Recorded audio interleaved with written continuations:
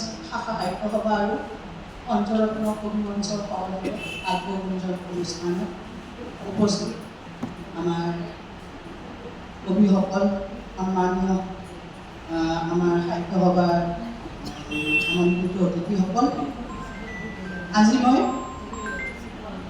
অন্তৰত্ন সংকলিত কবিতা পুথি অন্তৰ্গত মোৰ এটি কবিতা পঢ়িবলৈ লৈছোঁ।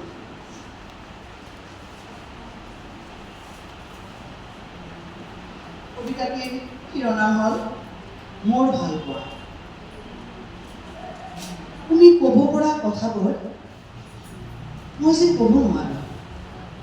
মই যে প্ৰেমৰ ক্লাছত শেষৰ বেঞ্চৰ ছাত্ৰ, অথচ ভাল পালে গম পাবা মই যে এজন সুগন্ধি প্ৰেমী। মোৰ মৰমবোৰ চৌপাশে বিচলিত হৈ আছে, চপাই আনি তোমাক দিম কেনেকৈ?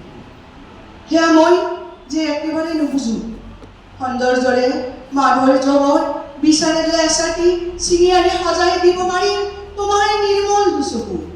মোৰ ছন্দবিহীন জীৱনৰ প্ৰতিটো এঙামুৰি তোমাৰ প্ৰতিটো উশাহকেই কবিতা হৈ সৰি পৰে মোৰ বুকু।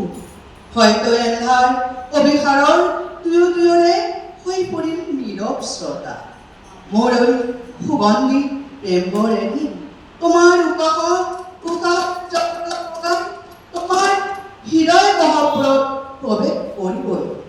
সিদিনাৰ বাবে তুমি সাজু হৈ থাকিবা।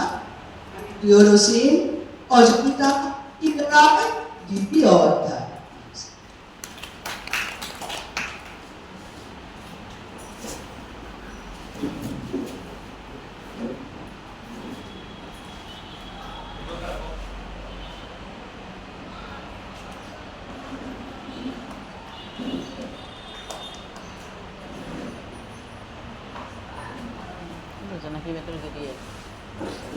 আমি এই চেগতে আজিৰ এই অনুষ্ঠানটোৰ মূল হোতা